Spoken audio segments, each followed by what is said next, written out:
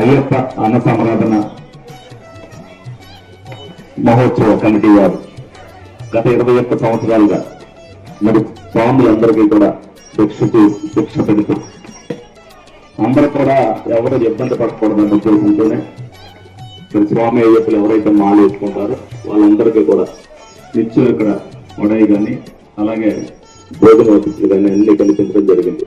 దాన్ని అనేక మంది భక్తులు మరి దీని అందరినీ కూడా వినియోగించుకున్నారు. మరి దీన్ని ఆదర్శంగానే చూసి అనేక మంది చాలా మంది కూడా చేయడం జరిగింది. స్వామి అయ్యప్ప మాలలు వేసుకోవడం జరిగింది, అలాగే అన్న సంరాధన చేయడం కూడా జరిగింది.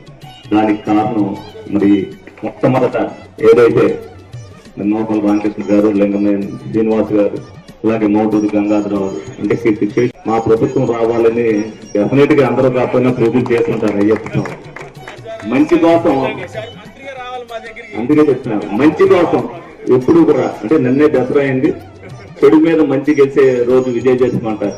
అదేవిధంగా అయ్యప్ప స్వామి కూడా ఎప్పుడు మంచి జరగాలనే ఉద్దేశంతోనే అందులో అనేక సమరాధనలు ఏలూరులో జరుగుతున్నప్పుడు ఏలూరుకి కొంచెం ఎంతో కొంత ప్రాముఖ్యత ఇవ్వాలనే ఉద్దేశంతో ఆ అయ్యప్ప స్వామి కూడా ఎప్పుడూ లేని విధంగా నాకు కూడా 65,000 మెజార్టీని ఇప్పించాడు ఏలూరు.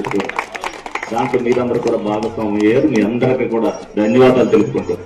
డెఫినెట్ గా ఎవరైతే ఇప్పుడు అన్న సమాధానం భిక్షగారంలో వచ్చారో వీళ్ళు కూడా ఉన్నత స్థితిలోకి వచ్చినప్పుడు డెఫినెట్ గా మీరు కూడా ఆచరించేటట్టుగా తీసుకెళ్తే ప్రతి వాడికి కూడా మేలు జరుగుతుంది. సేవా కార్యక్రమాన్ని అనేక విధాలుగా చేయొచ్చు.